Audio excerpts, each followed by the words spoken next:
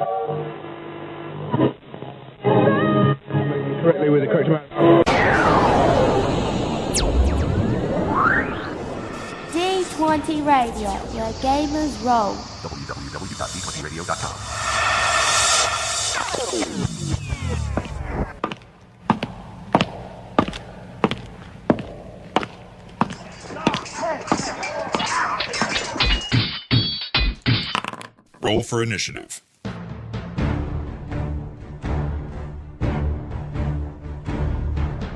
Hello, folks, and welcome back to the Roll for Initiative podcast. This is episode number 2, record date December 6, 2009.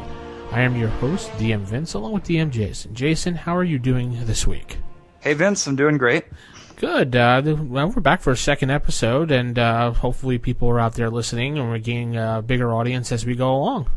Yes, doubling it every week. 1, 2, 4, let's go. Well, right now we're at 0, so anything doubling 0 is better than nothing. It is nothing. Oh, that's actually, you're right. So Let's see. We'll see. So what are you up to this week in your gaming group? Well, let's see. I'm not going to say the name of the modules that my group is going through because they might be listening to this, and I don't want to give away anything. But they, for those in the know, they are near the small town of Saltmarsh. And yes, they have managed to work their way through the haunted house and discover the true nature of that haunted house, and work their way out to the smuggler's ship and attempt to take a full-on frontal assault on a lot more people than them with a lot more weapons and strength than them. But luckily, some convenient Sahwagin happened along to join the battle, and they have made their way off to discover where all of these weapons are actually headed and what those lizard men are going to do with them. Sounds like a fun. How about yours?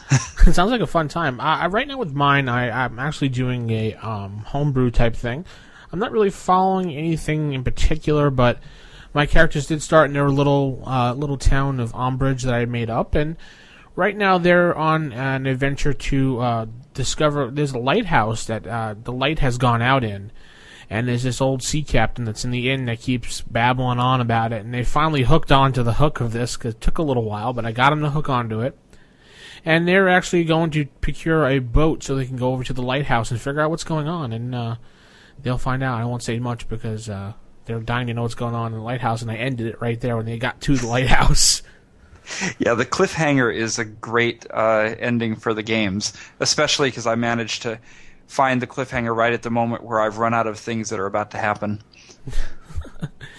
Excellent. And if you want to tell us about your campaign or what you're doing or how you run your game, you can always write us at our email address, which is rfistaff@gmail.com.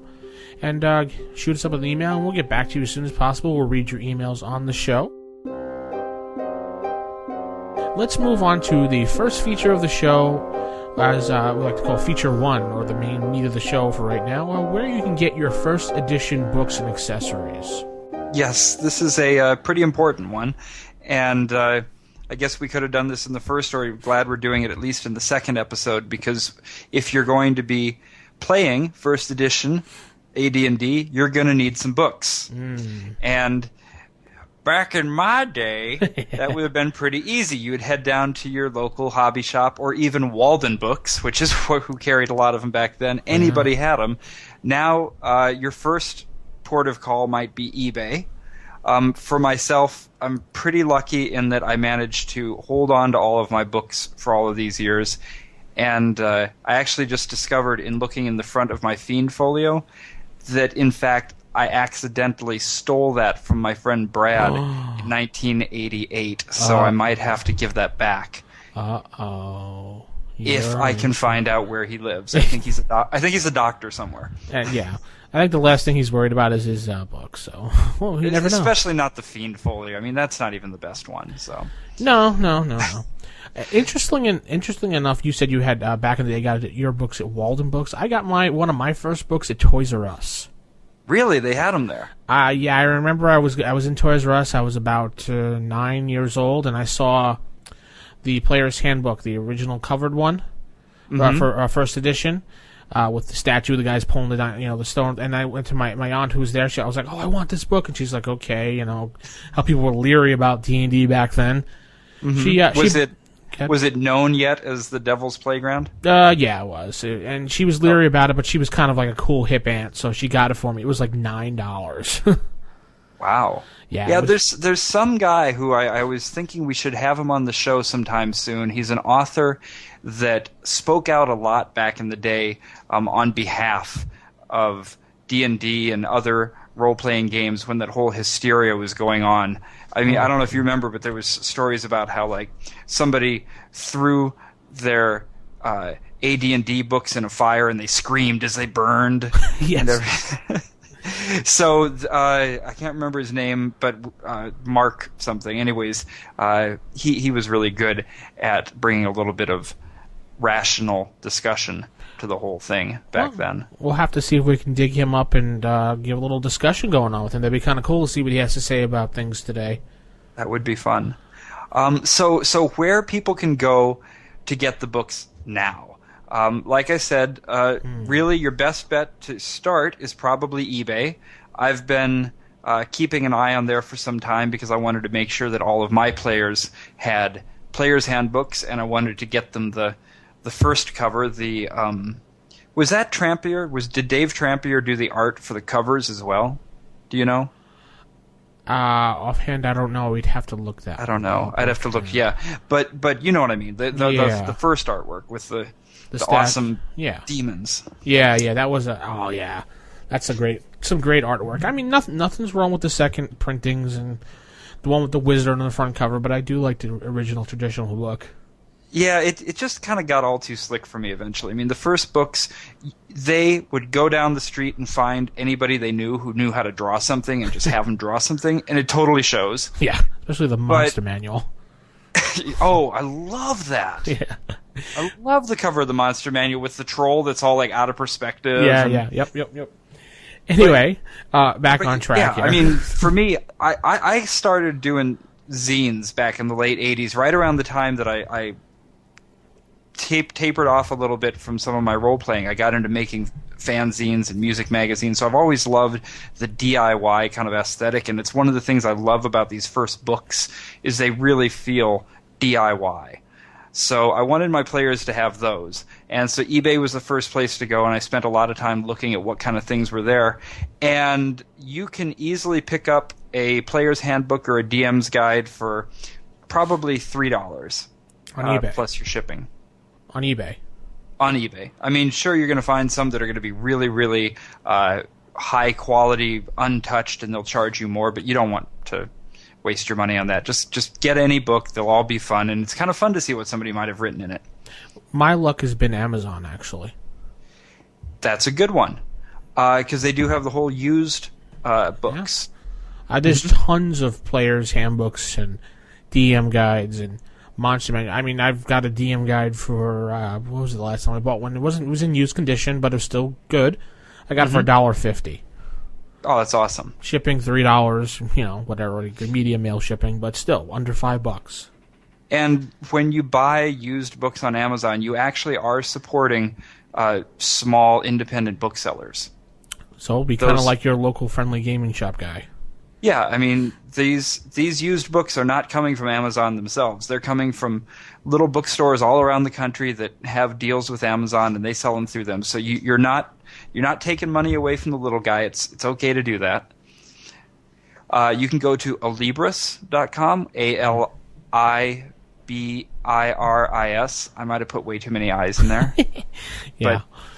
It's a good site to check out, definitely.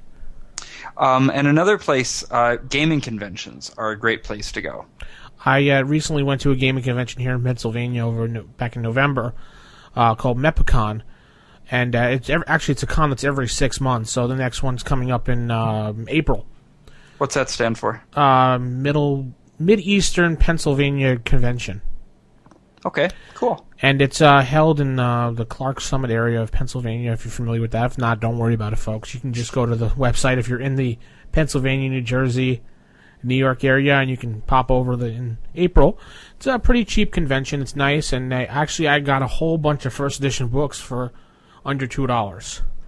Oh, that's great. They had a vendor there. The guy had a box. It was a $5 box, and in the box there was tons of first edition stuff. I picked up 6 books, and the guy was like, "Yeah, I'll give them to you for $2 a piece." Wow. He was just happy, I guess, to get rid of them out of his bookstore. Man, that's the find I always wish I would come across. Yeah. I'm always wishing I could go to estate sales, like be one of those people who just kind of travels around to small towns to estate sales, and then you find a big box of treasures that you could hardly imagine. Speaking about a treasure box of the roll of I would call this the roll of the century if it was a game. My friend, his mother was throwing out trash one evening. This happened a couple months ago. She was throwing out trash into the dumpster, and next to the dumpster was a crate. I shouldn't say a crate. One of those little boxes that kids keep some toys into. What do you call those things? Toy box? Not really a toy box. They're plastic. Toy box. I know that. Like a milk crate. Yeah, it was kind of like a milk crate, but had a cover on it. Inside there was first edition D&D books, basic edition D&D books, and second edition D&D books, perfectly preserved. Wow, just laying there. He had, they were open, but most of the second edition stuff still in its wrapper. Okay, so for anybody who's listening, a great way to get books is to go to the garbage and stand there. And just wait. Just wait. It'll show up. He had the original, remember the monster manuals for second edition when they came in the individual wrappers that you put in the binder? Oh, I never saw those, but I know what you're talking about. He had every one of them still originally in the wrapper unopened. Wow. Yeah. Yeah, when I was at so Gen Con has a thing every year. They have the auction room, and which is really fun because it's got all the old graybeards sitting up there at the table, kind of reminiscing about things as they sell them.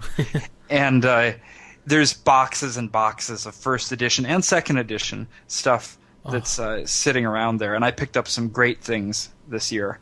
Some good old modules, some great Judges Guild stuff. Wow. Actually, that's a good thing to bring up. When you're looking for things, it's not just TSR materials that are out there to get. Right. Some of the best stuff, I think, came from, there was 3 big ones. You've had Judges Guild, which was my favorite, Roll Aids, and what was the third? Started with a W. I'm losing it. There was at least 3. I don't remember offhand. Yeah, but I picked up a thing, I'm looking at it right now, that I got at Gen Con this year. It's called Fantastic Personalities, and it's a little book by Judges Guild. And I was talking about how I like the DIY kind of feel. This thing totally feels like a zine. It's printed on something that's kind of halfway between newsprint and cheap catalog paper, and the drawings are all done by somebody's little brother. But it's so well written, and it's got so many cool NPCs in it, and it's a great thing for me to just flip to in the middle of a game when somebody goes into a building I didn't expect them to go into. And that was a Judges Guild. Oh, awesome. Yeah. Did they announce where Gen Con 2010 was going to be yet, or no? Same thing. Okay. It's going to be in Indianapolis, and it's going to be a week later. Okay. So I think it's because there's some big drum corps or twirling flag thing or something that happens around the same time. I don't know. They wanted to keep it the whole city from actually shutting down, so they moved it back 1 week. But we've already got our tickets. We've got our hotel rooms reserved, and if all the people going with me back out and don't pay me, I've got $7,000 on my credit card that I really don't want to have happen. So, yikes! Yeah, I reserved everybody's rooms, but we are set. Gen Con is a great place for first edition gaming. There's always tons of first edition games going on, and like we said, there's lots of books that you can get there. So if you don't have access to any of these things, if for some reason you don't find what you want on eBay or Amazon, there's still options. Best option, and it's going to be a pricey option, from my opinion, is NobleKnight.com. It's a reliable one, though. You will find your book, and if you want the book, you will get the book, and you will know that the book is in the condition they state, They are 100% guarantee on their books and their reputable site. They are pricey. You will pay for the book. So just be warned. It's probably a good place to go if, let's say, you're Christmas shopping for somebody else and you want to be, you don't mind spending a little bit extra to make sure that the one you love gets the thing they want. True. And if you are looking for other options, there are what I will call some open source alternatives for players out there as well. Mm-hmm. We'll talk about these more in a future episode, but you've got Osric, which is a excellent remake or an updated version of the first edition core books. 3 books into 1 book. So it's a big, hefty book. It's a free download, or you can go to their website and order the book as a hardcover copy. They're not really getting any money off of it. It's pretty much print on demand. So they do that through Lulu? Yes, through Lulu. They get no money whatsoever from it. It's just pretty much a printing. Yeah, I think Lulu is an amazing site for anybody that's not familiar with it. It's the cafe press of printing, only it's high quality. So if you're buying something from somebody who sells their books through Lulu, you're going to get something that is very high quality. You're going to love it.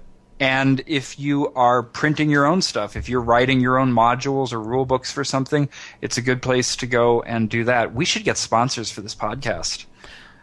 We could be getting some. Yeah, I've got so many people I want to talk up.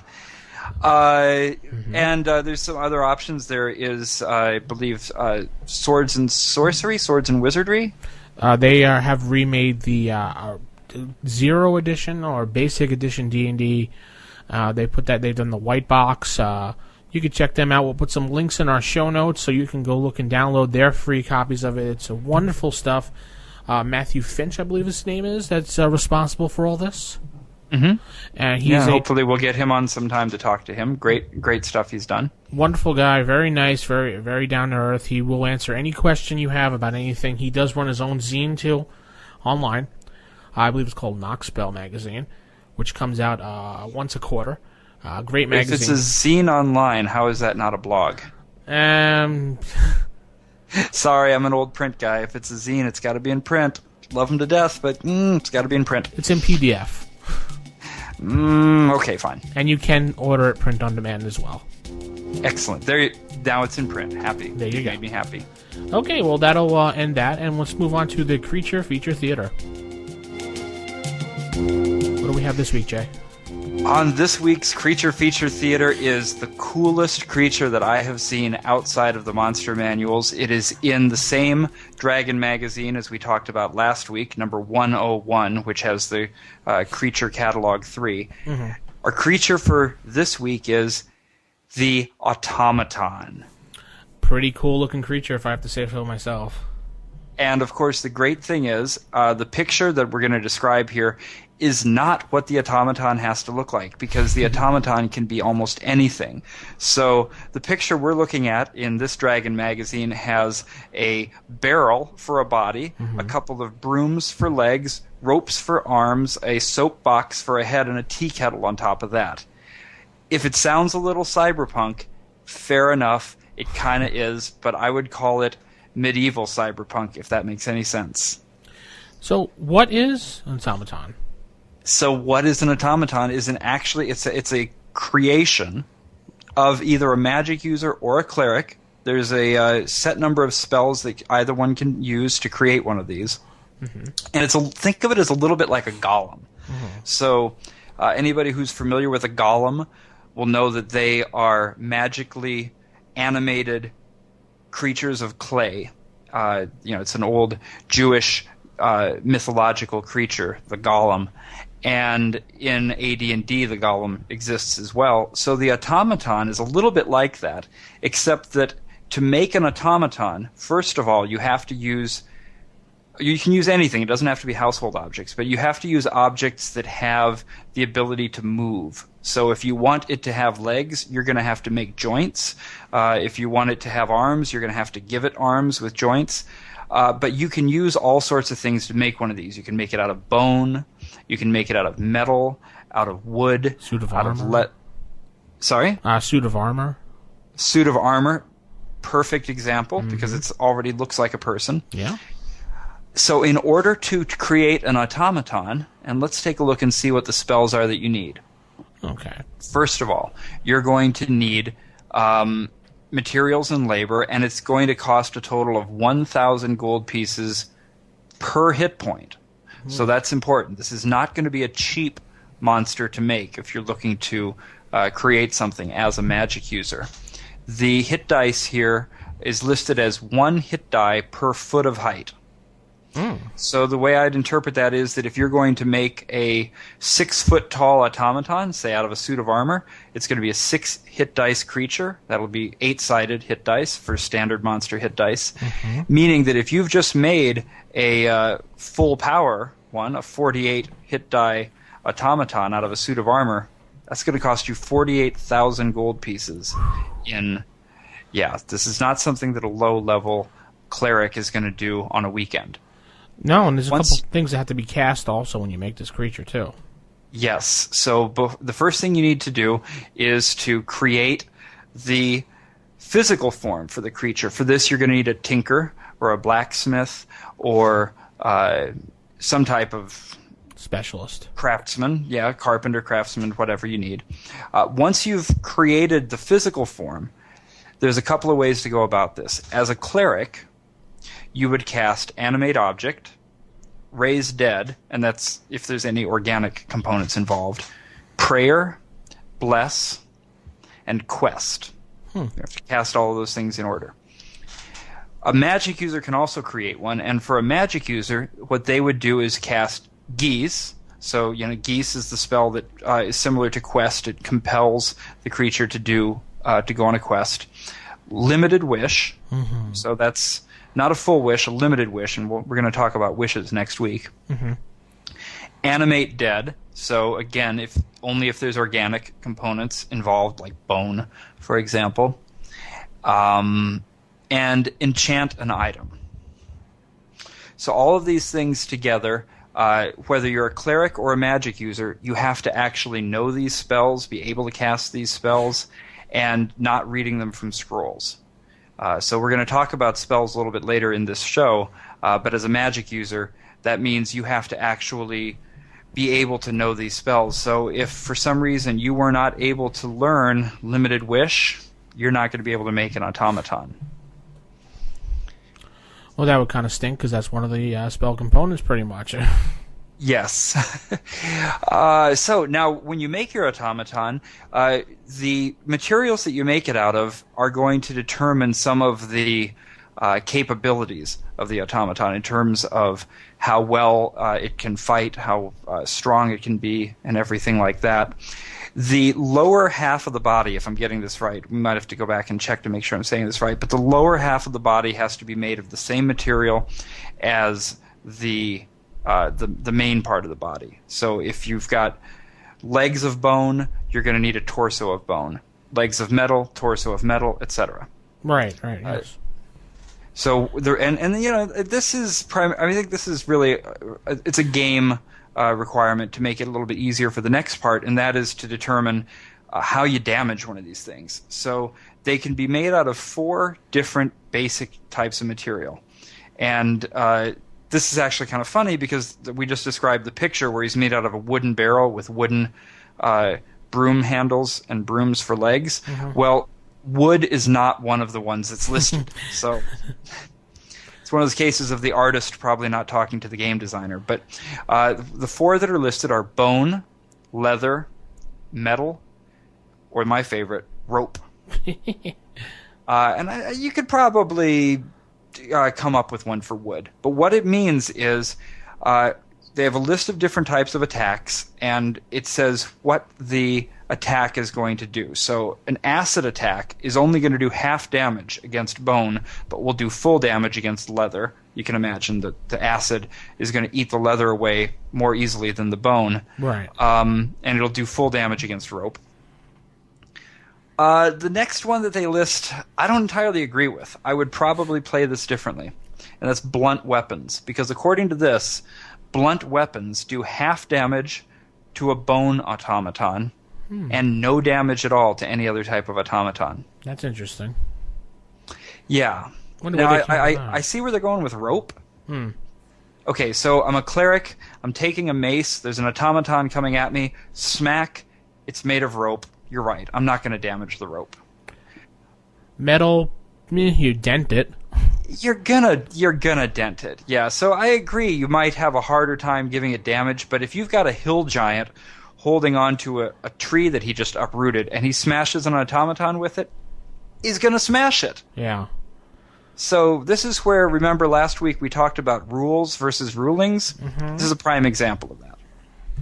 Your call. You're the DM. DM, it's your call. Some of the other ones are cold, edged weapons, electricity, and fire. Again, fire is doing no damage to the metal automaton. It's doing double damage to the rope automaton. Makes sense. You can play that through as you will. They're going to be unaffected by poison, obviously. Mind-affecting magic. They don't have a mind. Nope. Etc.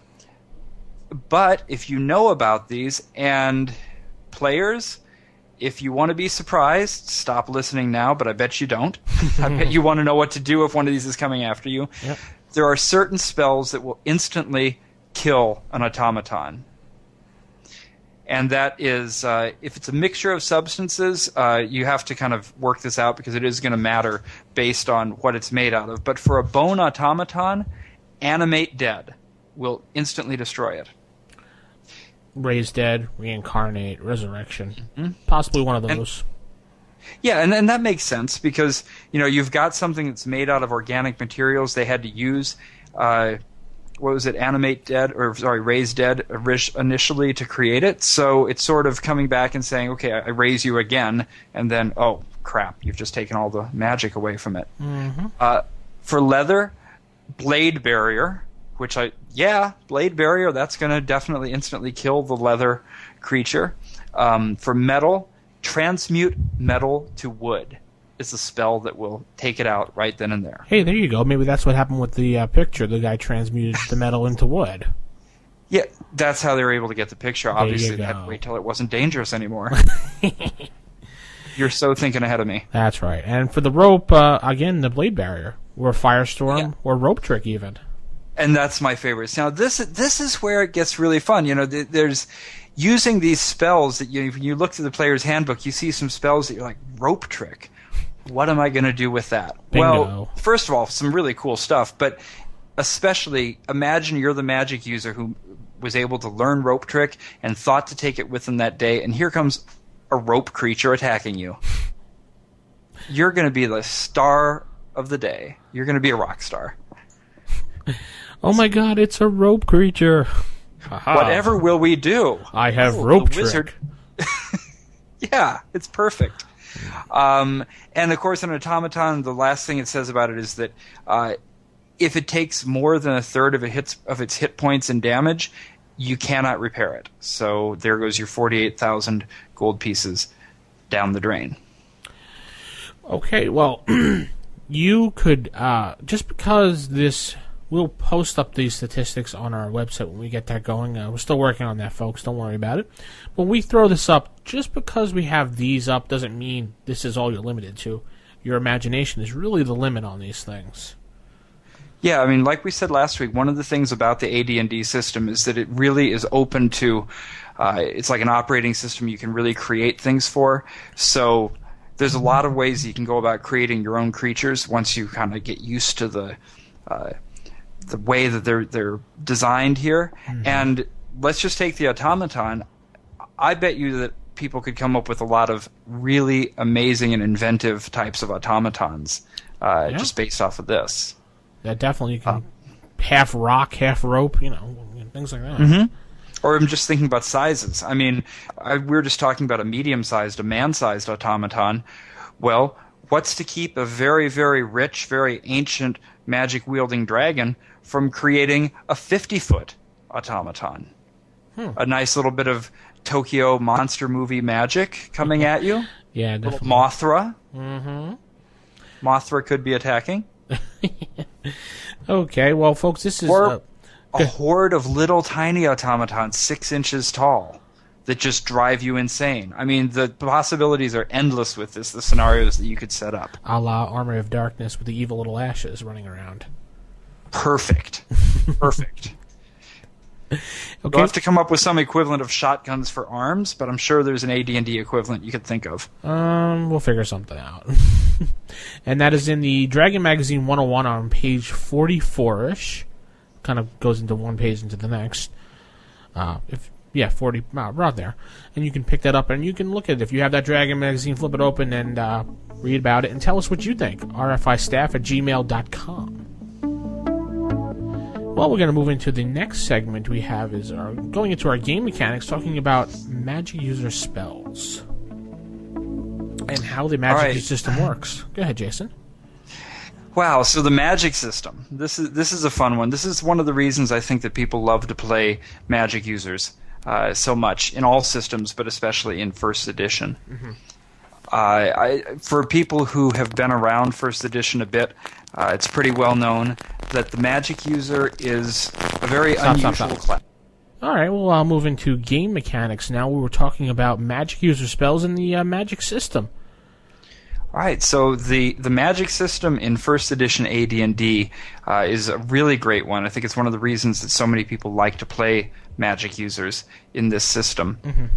Now, the magic user class, for anybody that's been around AD&D a little bit, knows that it's a really unusual class in that they start out practically helpless and over time, as they grow in levels, become immensely powerful. Really powerful. Very powerful. So it's a weird kind of balance in that the balance is over the entire career of your PC, and I should say player character. I just realized that. Actually, it's a good time to make a note about abbreviations and things like that. Okay. So PC, for so long, meant player character until suddenly it meant personal computer. So when we say PC, there's about a 99% chance that we're talking about player characters, not personal computers. But for those of you at home, roll a D100 and find out what we're talking about. Or just smack your head against the wall and say, Jason. All right, so the magic user, is balanced over the career of the character. So at a very early level, you have to play by your wits, and you really spend a lot of time running from things and hiding behind the big guy with the sword. And later on, it's just very different. And the magic users in First Edition, the way that I've always pictured them, is like the little old wizards or the geeks of the Middle Ages. So if you... Depending on what kind of fantasy you'd like to read, wizards come in all different flavors. But if you read Terry Pratchett, are you a Discworld fan? No, not really. I haven't read much of it at all. So in Terry Pratchett's Discworld, all of the wizards at Unseen University are, as much as anything, they're like old gray-beard professors. The types that would rather sit and argue about what's for lunch than actually do any magic. But when they pull it out, it's huge. Right. And the younger wizards are like just computer nerds, basically. And I think it's a good way to kind of think of magic users in AD&D. They're not there to get in a fight. They're there because they love research and they love their scrolls and they love discovering their magic and everything else. But unfortunately, to discover those things, you have to leave your house. There you got it. You don't just get the spells automatically. Yeah. So, one of the things that happens in First Edition AD&D is that as a magic user, when you want to learn a new spell, you have to learn the new spell. You don't get to just flip through the player's handbook, see the spell in there, and say, okay, I'm going to pick that one now. No. You first have to find the spell. And that can either be by going to your master and asking him to teach it to you, if your master knows the spell. Right. If your master doesn't know the spell or isn't willing to teach it to you, or you don't have a master to go to anymore, you're going to have to go out in the world and find it. Well, how do you find it? Well, there's a lot of ways you can find a spell. You could find it on a scroll. You could find it in another magic user's spell book. You could find someone to teach it to you. Easiest way, find a teacher.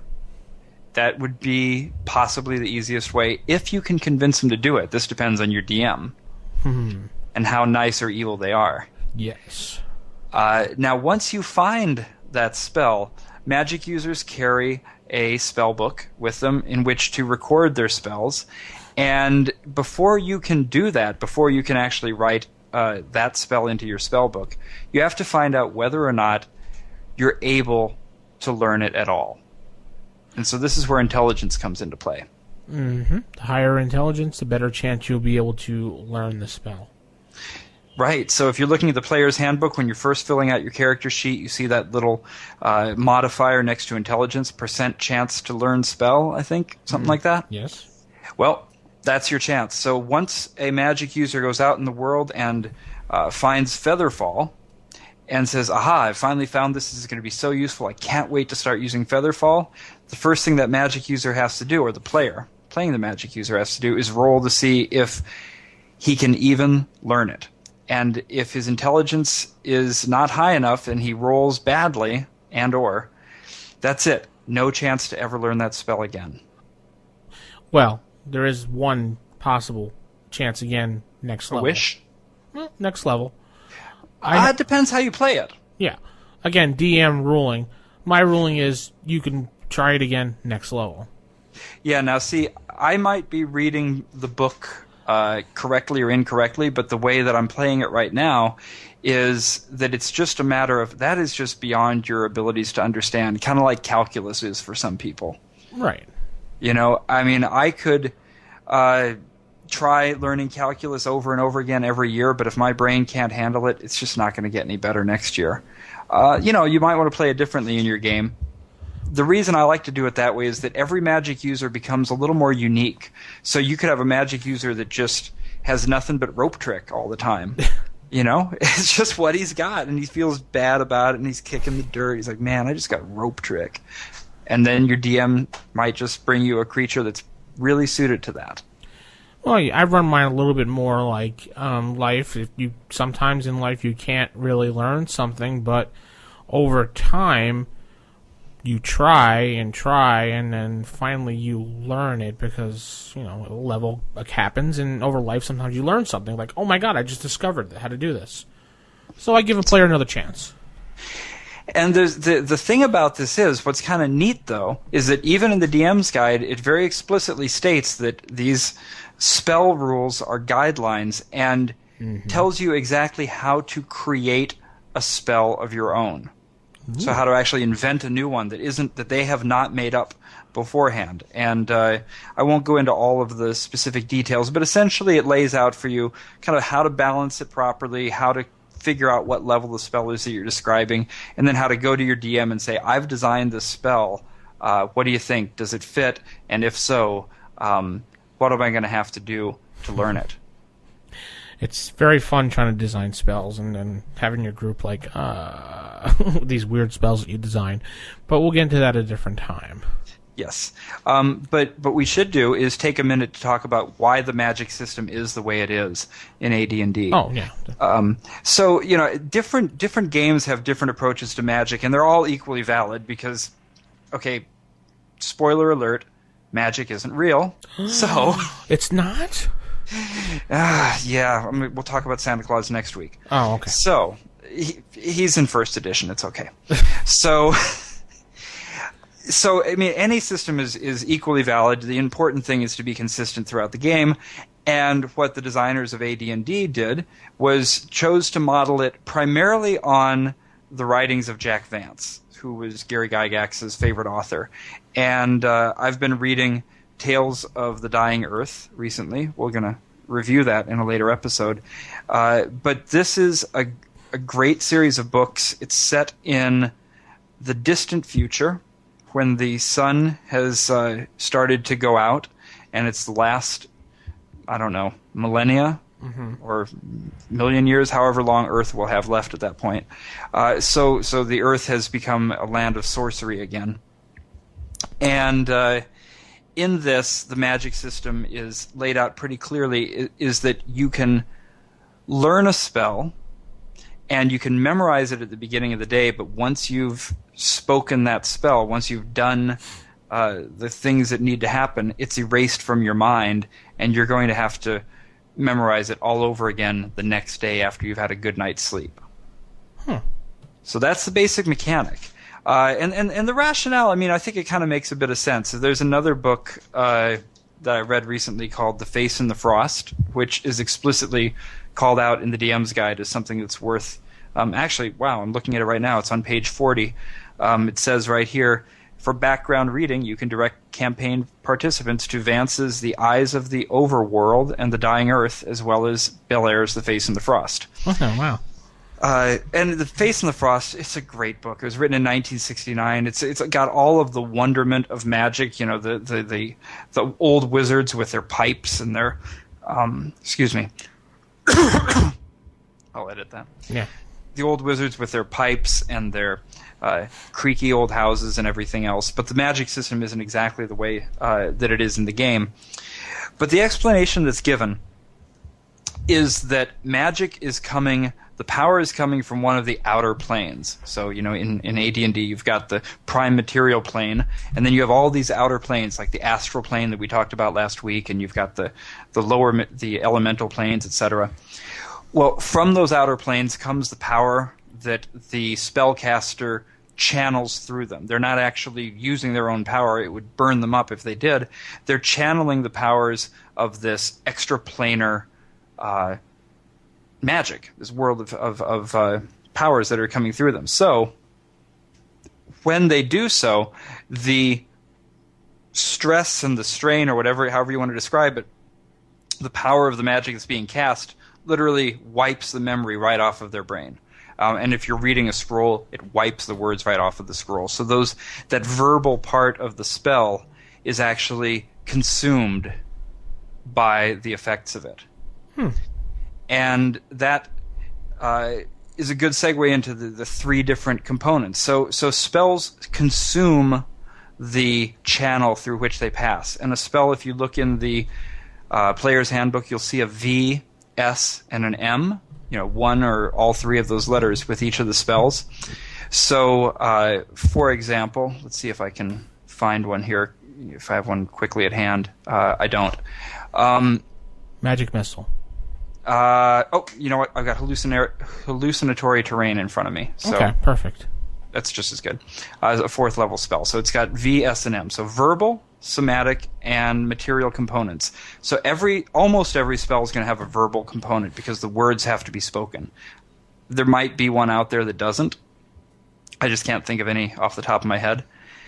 Somatic, so somehow the magic user has to move their hands around in a certain way that directs the energy properly. So they have to have their hands free in order to do that. And then the material component, which is consumed by the magic spell that is cast. And sometimes these material components are pretty obscure. Sometimes they're kind of clear and obvious why they were chosen. Sometimes it's a bad joke. Yeah, some of them are pretty weird. Well, I can think, for example, of the sleep spell off the top of my head, where the material components are a pinch of sand, something else, and a live cricket. So, you know, you hear the crickets chirping and Sandman's coming, and yeah. Yeah, and so for hallucinatory terrain, the material components are a stone, a twig, and a bit of green plant. Because you're creating a imaginary terrain. So the material components are usually connected a little bit to the spell. And all these things together create the energy that comes out. And these things should be amazing and fantastic. And that's one of the things that we talked last week about, how first edition is at a human scale. This is a good example of that. When somebody casts a spell, it's a big deal. Right. Shouldn't be a little to-do thing. No, you don't. You shouldn't have every single character. Well, in this game, yeah, I was about to get dogmatic, but you know, you don't have every single character class able to wield magical powers and do amazing things with their magical +1 toe of touching or whatever they've got. It's a quite an amazing thing that can happen. Toe of touching.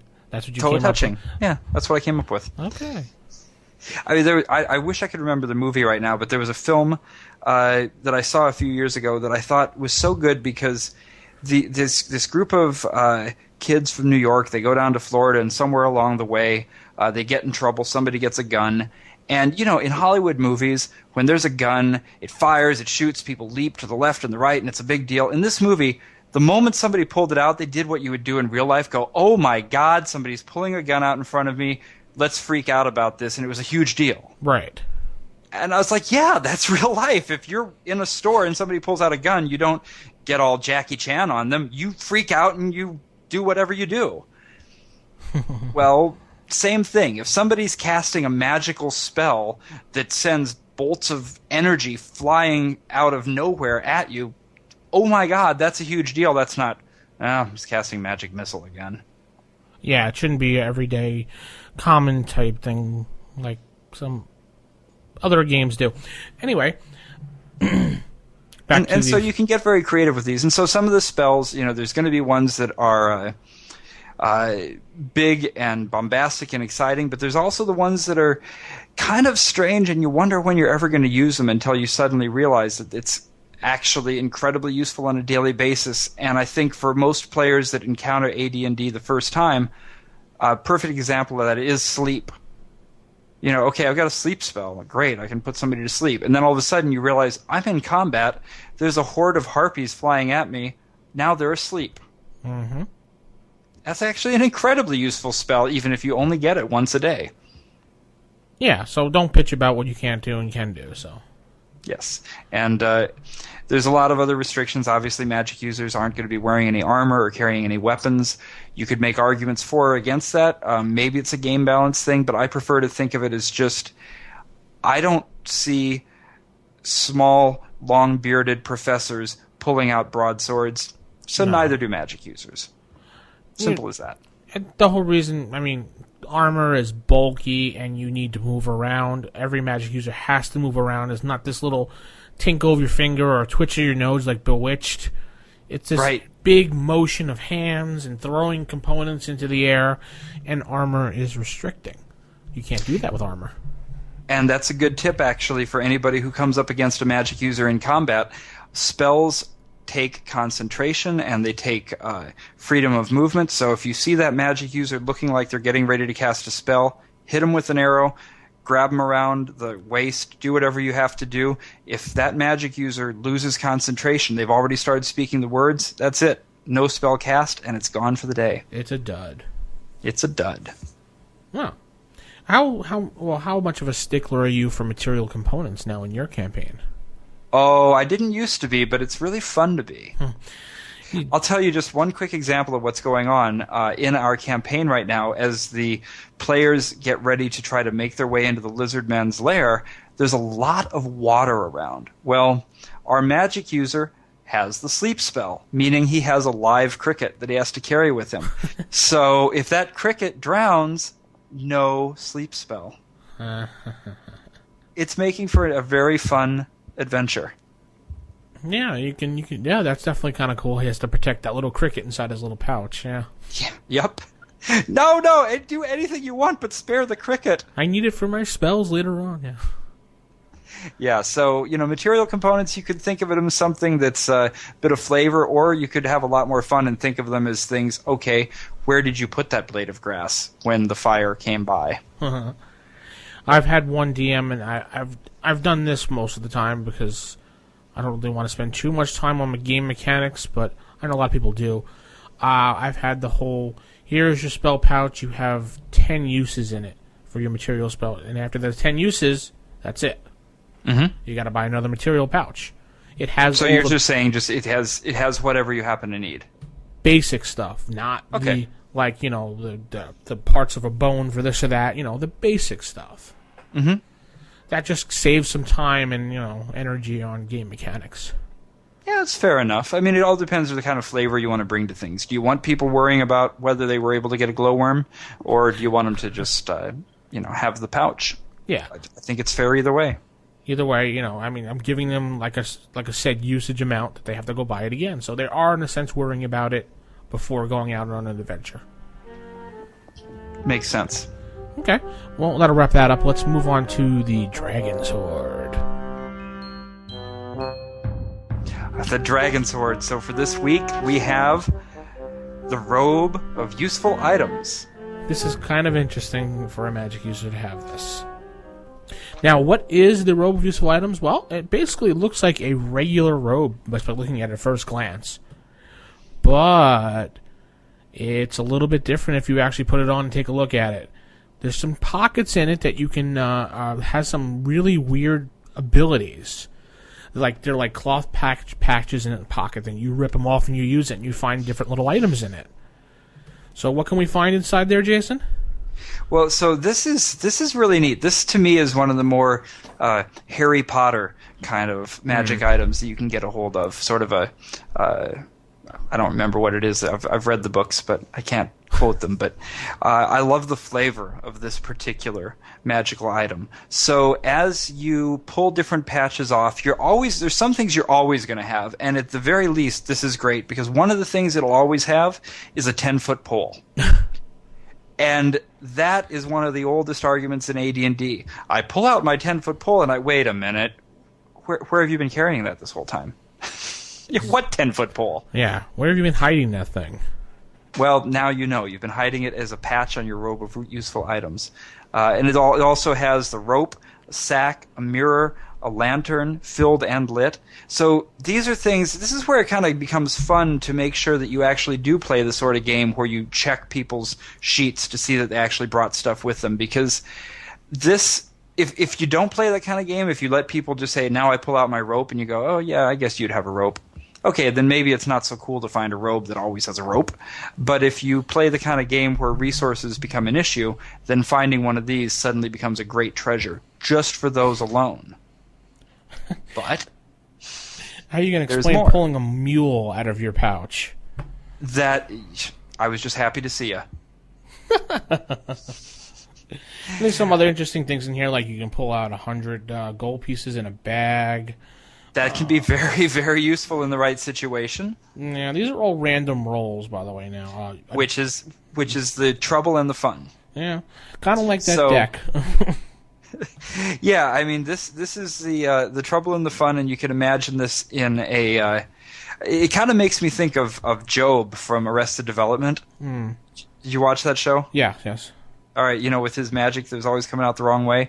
I think this has endless comic possibilities because you're in a situation where what you really need at this point is a ladder. You know that a ladder is possible to pull out of one of the pockets. You reach in to try to get the ladder, and you roll a 72, and it's a rowboat. So now you've got the rowboat, and what you really needed to do was to climb that wall. This isn't necessarily going to help. Or even better example is think of the D&D cartoon from the 80s, the magic user with his hat when he kept pulling out random items out of the hat. Yes! I totally forgot about that. Yes. Perfect. He had his Presto, yeah, that was his name, that's right. He had a standard of some things he could do, but then there was always that chance that when he pulled something out, it was, what the heck is that? I would be so tempted with this to start doing the hidden rolls behind the screen so I could fudge it a little bit. I mean, in our game, I'm very into letting everybody see all the rolls and letting people roll their own stuff, even if it kind of suspends the fantasy a little bit, just because, it's fun to roll your own dice and have control over your own fate, so to speak. But on this one, I'd almost want to hide it behind there so that when there's the character that's like, oh, I need to have a potion of healing so badly. If only somebody had one. Well, my robe of useful items will roll, and they reach in, and out comes a pair of war dogs. Yikes. I mean, I would just not be able to resist. So much you can do. So yes. Little time. And just like the deck of many things that we talked about last time, this has possibilities for the DM to come up with their own stuff, and you could just have a blast coming up with things for the robe of useful items. It's a party in a package of robes. Yeah, I think this is the kind of thing that I'm going to have to work into one of my adventures very soon, whether it makes sense or not. Now your players know because if they listen, so... yeah, maybe it won't be a robe. Maybe they shouldn't listen to episode 2. No, they should listen to episode 2. Underwear of useful items. I think the most inventive and also stupid stupid item I've ever seen created was gauntlets of masturbation. That sounds about right for the typical 14-year-old game. Yeah. Are there any girls in the tavern? No, yeah. Any girls in the tavern? I'm getting drunk. Yeah. Anyway, that'll just move us along and end the Dragon Sword for this week. Next week we'll have a wonderful item for you again. We'll try to scour through the books and find something useful for you. Moving along to the Stickler Spotlight this week with Unarmed Combat. And what is a better choice for being a stickler than AD&D First Edition Weaponless Combat? There's a bunch of ways to do it. There's the by-the-book way. There's your own way. And there's the Unearthed Arcana way. There is, in fact, the Unearthed Arcana way. I think you can tell by my noise I just made which of those I don't prefer. The by-the-book way, right? No, I'm just wrong. Unearthed Arcana way, that's it. Yes. So the Unearthed Arcana way has a lot of advantages in that it is much quicker to understand. It could conceivably be resolved more quickly depending on how familiar your DM is with the by-the-book way to do unarmed combat. And it certainly can just move the action along considering how often you're likely to go up and punch an orc in the face. But what it doesn't do, and what I love about the by-the-book way, is it doesn't feel like an actual simulation, like you're actually modeling what would happen, and doesn't give those great opportunities for the grappling holds to always end up with somebody flipping somebody else over their head. It doesn't give the Dread Pirate Roberts, Wesley, the chance to beat Andre the Giant the way that the original rules do. So, let's go take a look at how unarmed combat works in original first edition AD&D by the book. So, you've got three basic types of attacks that you can do. You can do pummeling, grappling, and overbearing. Overbearing is done once, and it's just what it sounds like. You're trying to overbear your opponent to bring them down so that you can then get them into a hold with a grappling hold or pummel them afterwards. It's that first attack to really take them over. Think of the old 60s sci-fi when William Shatner's diving at the guy. Perfect.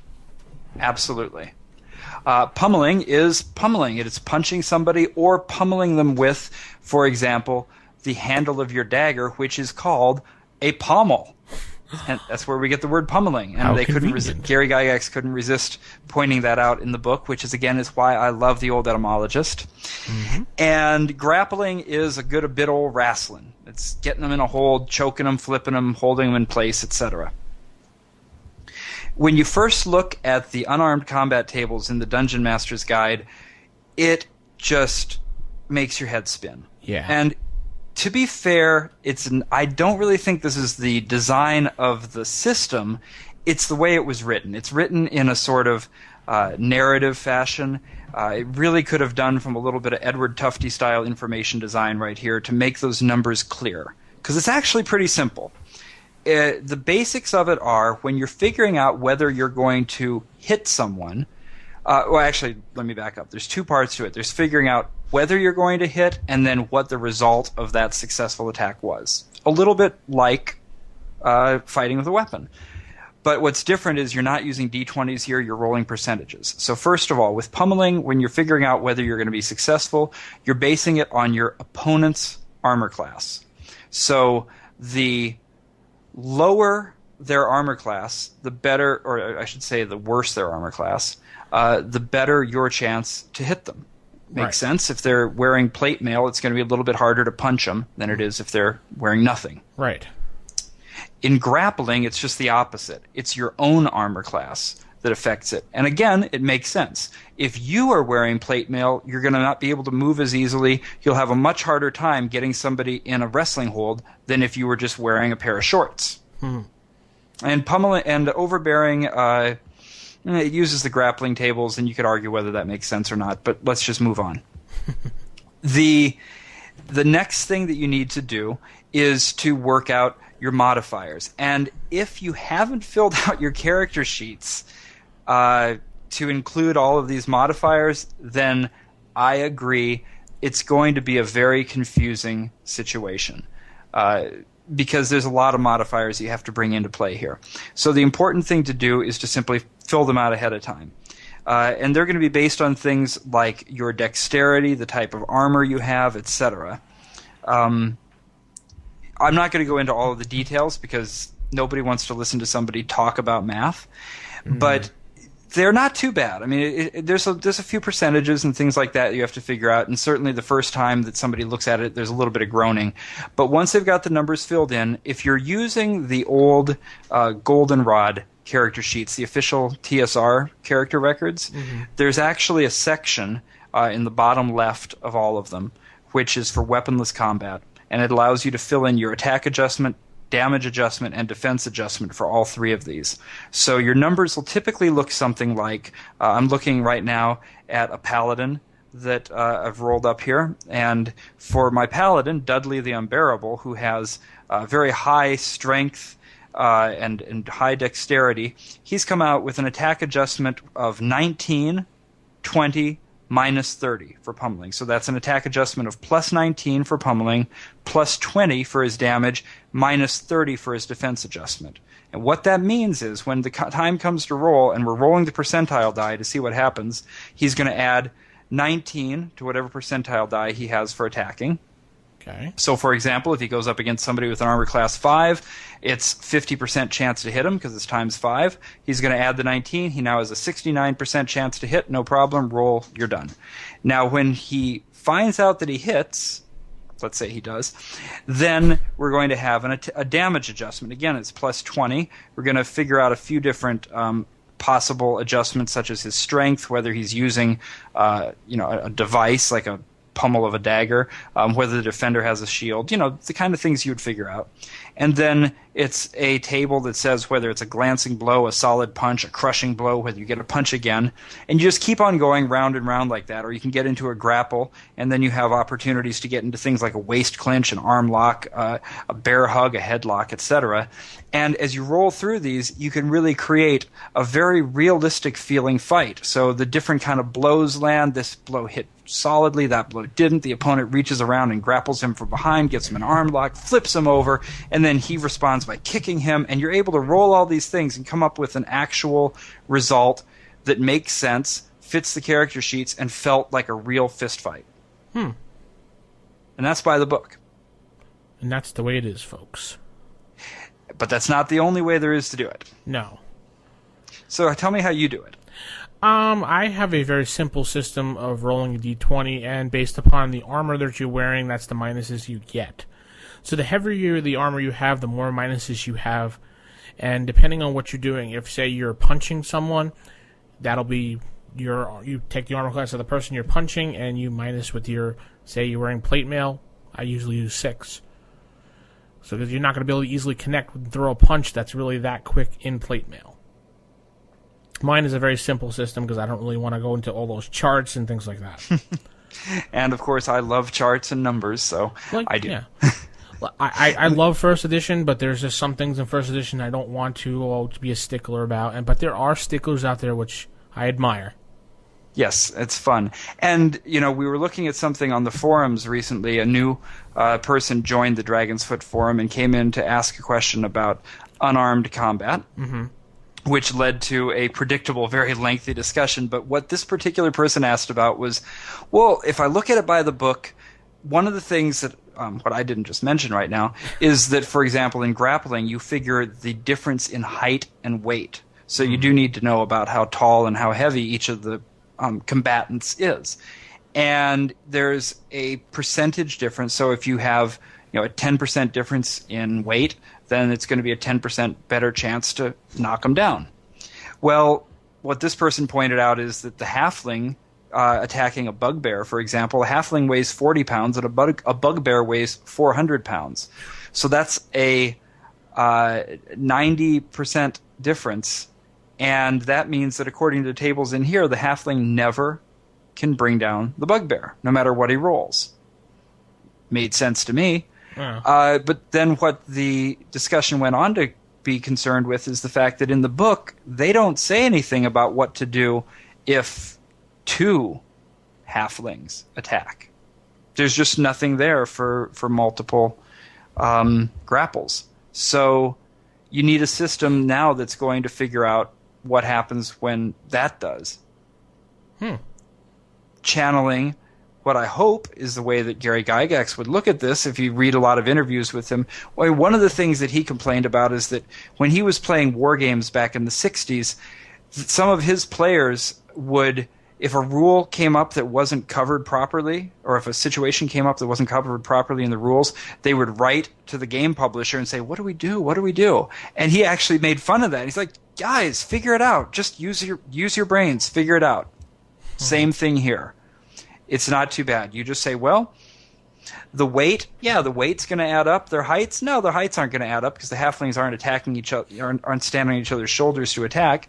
You do a quick couple of calculations beforehand, and you could come up with the fact that essentially what I found out was that using this model, halflings are never going to be able to just run at a bear or a bugbear and take them down, but a couple of them could grab them by the legs, and a few of them could then pull them down afterwards, and it's all works out with the charts as it is in here, which I thought was actually just a brilliant piece of design in the way this is set up, is that it could be expanded to pretty much anything.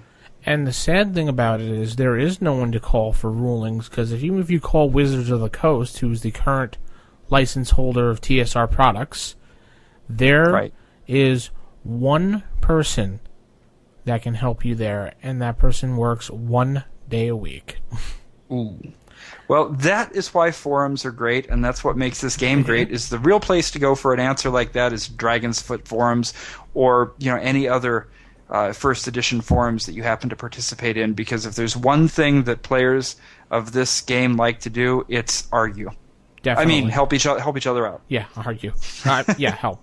Dragonsfoot.org. We're going to always throw a little plug to them because they're very useful. They have lots of very useful downloads there.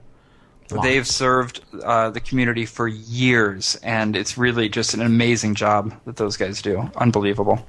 Yes, they definitely we appreciate all the work that they do for us and for everybody else, and help everybody with their questions and answers and provide space for people, and we're going to advocate them.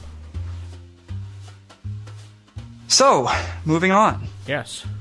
To our almost last segment of the day.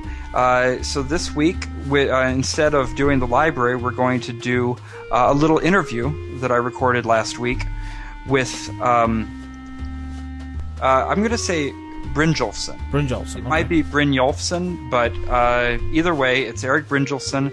He was the creator of a computer program back in 1984-85 called Dragonfire, which some old school players might remember. It was put out by Magicware, which was also him. And it was the first real commercial Dungeon Master's aid. It's something that you could pull up on your Apple II or your IBM PC or your TRS-80 or your Commodore 64, maybe even a couple of others. And it would handle a lot of what we've just been talking about, a lot of the bookkeeping and accounting and figuring some of the character generation. It would handle all that for the DM and let you just get on with the game. Cool. All right, and you did this interview on the phone with him? I tracked him down recently. He is a very important person at MIT these days, but was very gracious and happy to talk about the 80s and what he did with Dragonfire. All right, folks, I'll lead us into this interview and play this interview, and we'll see you back in 9 minutes and change, about 9 minutes, right? Yeah, that's about that. Okay. So, tell me how you got involved with Magicware. What was the beginnings of this? What was your involvement in all of it? Sure.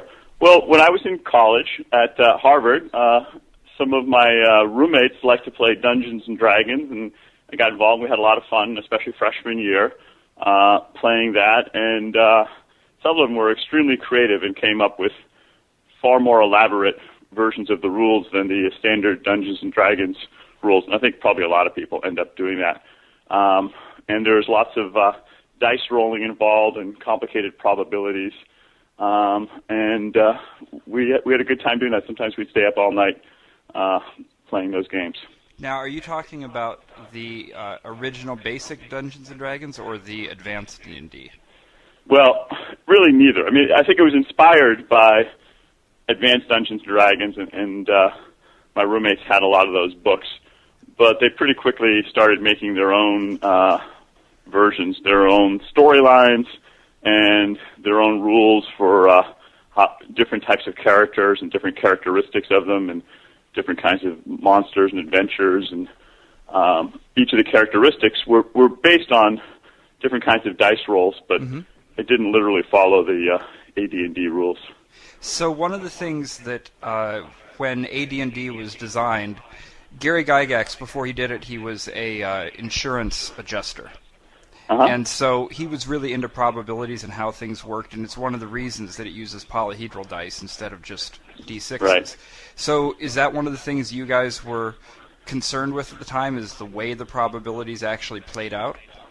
Well, I wouldn't say that we, I think we all had an interest in the fantasy side of it, and we just naturally started drawing on our own probability skills and interests to try to beat the game and to beat each other. And I remember doing up spreadsheets where we calculated what the optimal strategies were for different kinds of characteristics. And the people who played the Dungeon Masters also made these increasingly elaborate rules. So it's kind of a what do you call it, an arms race with each side trying to out probabilistic the other side. So I assume, what year was this? This would have been circa 1981, 82. So I'm assuming when you say spreadsheet, you're literally talking about a paper spreadsheet?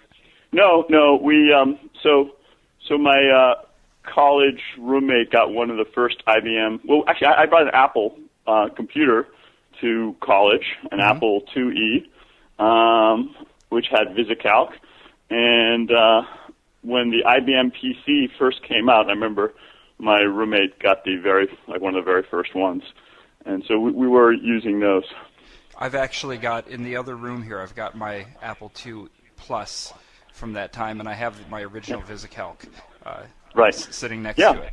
We used to, I'd write programs in BASIC and what, and little, we would have fun writing software for that. So did this get started as something you made for yourself? Whose idea was it to start this? So it was my idea. So after I graduated from college, I knew I wanted to start a company. I was inspired by Steve Jobs and the other people you read about. One of my roommate's brothers went and worked at Microsoft, and so we thought, well, that seems like a fun thing to do. So we decided to start a company, and since we enjoyed playing Dungeons & Dragons, I thought I'd combine computers and software. And I think you may have seen the ad in Dragon Magazine where we said, I think the slogan was something like, bring your computer to the dark ages, combining those two interests. You actually have it exactly right. I've got the March 1986 issue open to page 7 where you've got a full-page color ad. Yeah. And actually, in lots of these, you guys have what must be some of the most expensive ads in Dragon. Yeah, so well, I assume you were selling a couple. Yeah, we were selling a few thousand of them, and I really like that artist whose name just slips my mind. But I think we ran into him at one of the conventions. We went up to that Dungeons and Dragons convention in Wisconsin. At Lake Geneva? Yeah, Lake Geneva. Gen Con. And Gen Con, that's what it was, exactly. And there was that artist. Does it say in the corner? I hope we can credit him properly, but... I don't see a signature anywhere on this.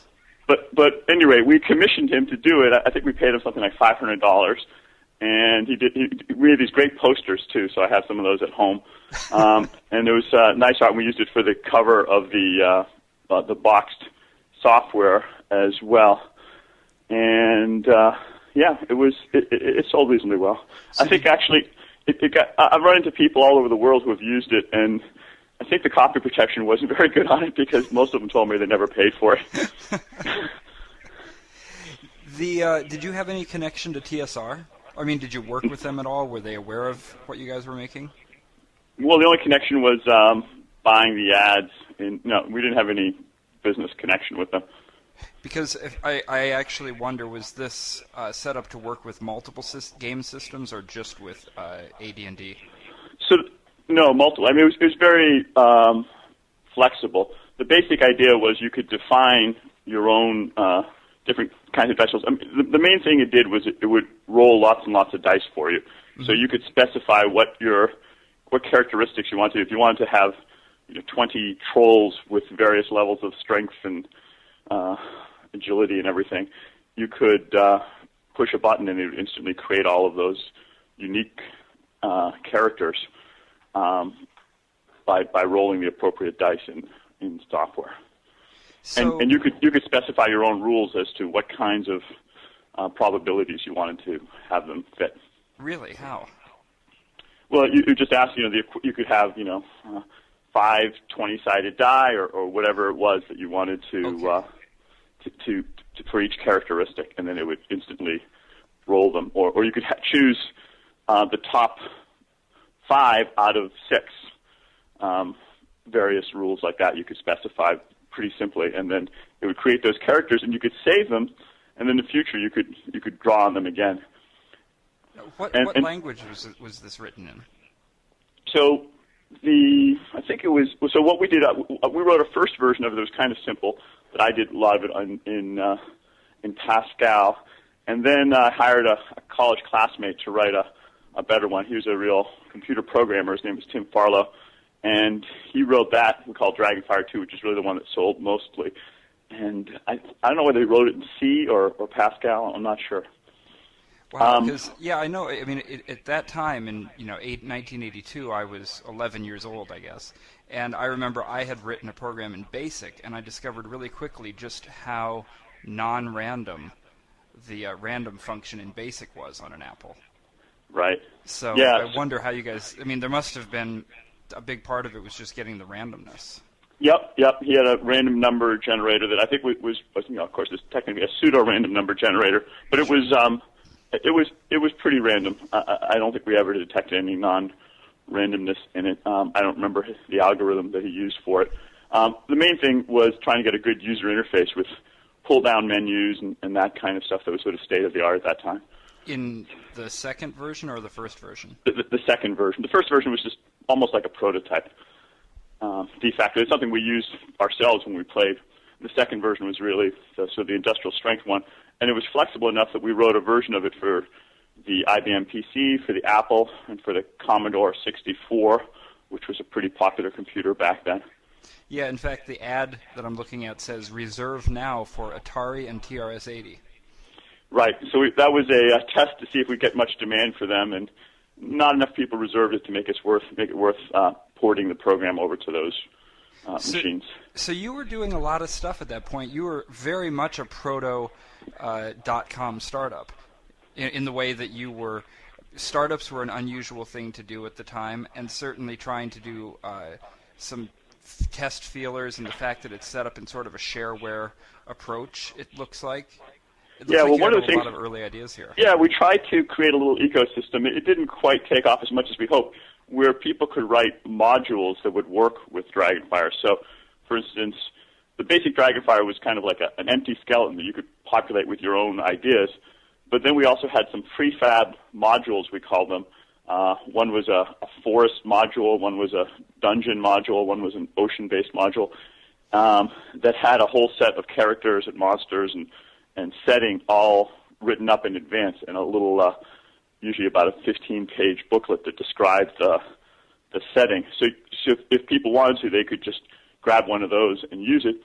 And my hope was that other people, users, would write their own modules, and we'd have some kind of a shareware system where people could work in other, use other people's settings if they wanted to. But we didn't quite get critical mass for that.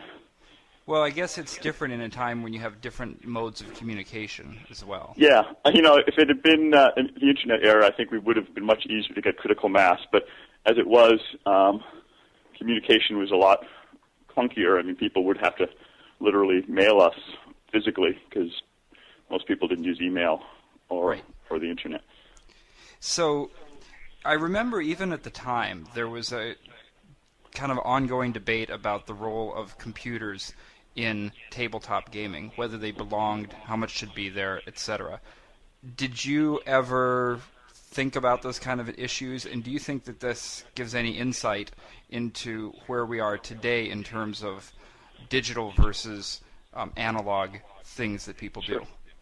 Well, so one of the things we did with this, which I still think is a good way to go, is we tried to make the software an aid or an adjunct to people playing the game on their own.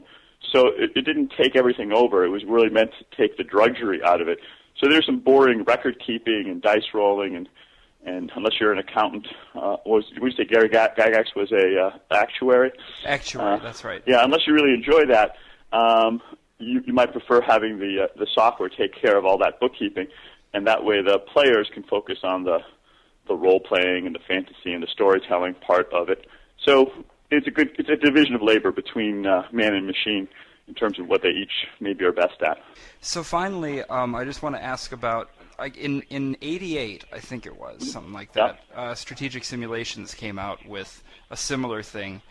Did that affect what you guys were doing? Maybe a little bit. I think that around that time, I started going to graduate school at MIT, and we also, that other business I was telling you about was really taking most of our time and attention.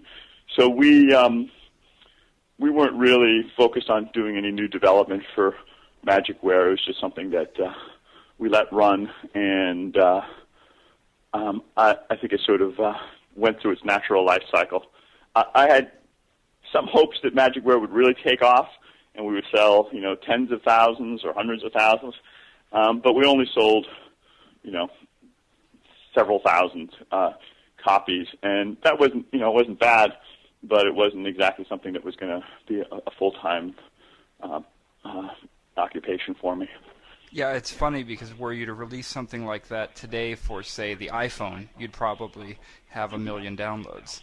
That may well be. Yeah, exactly. I think it is much easier to get, those big hits now, and so different era. Have you ever considered releasing the original software into the wild?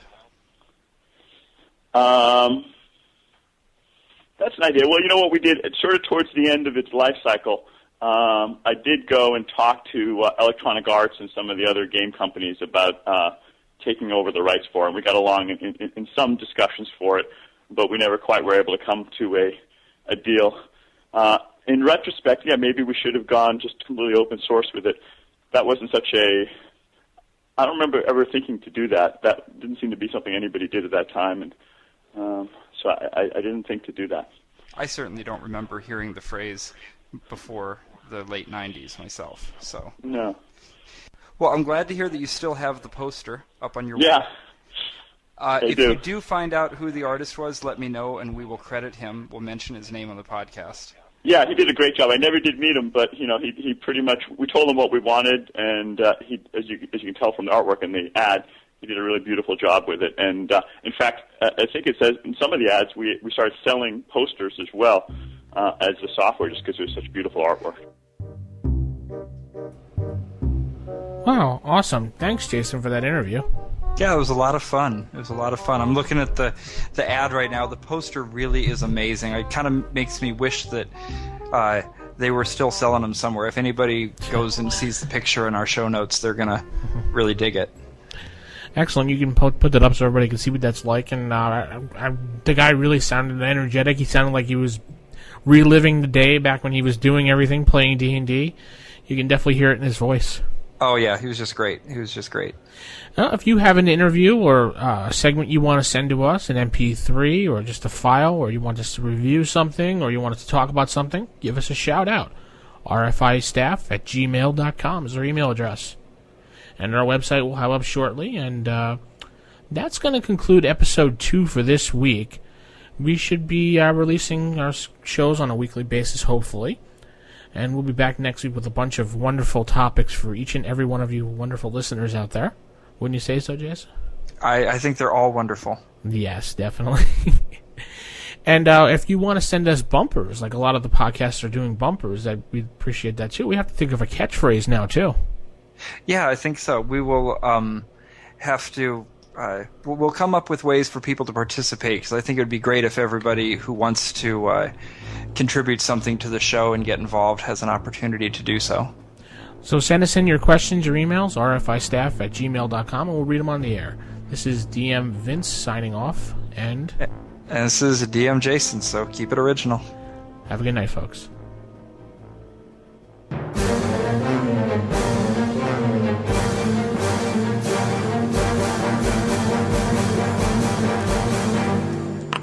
Roll for initiative.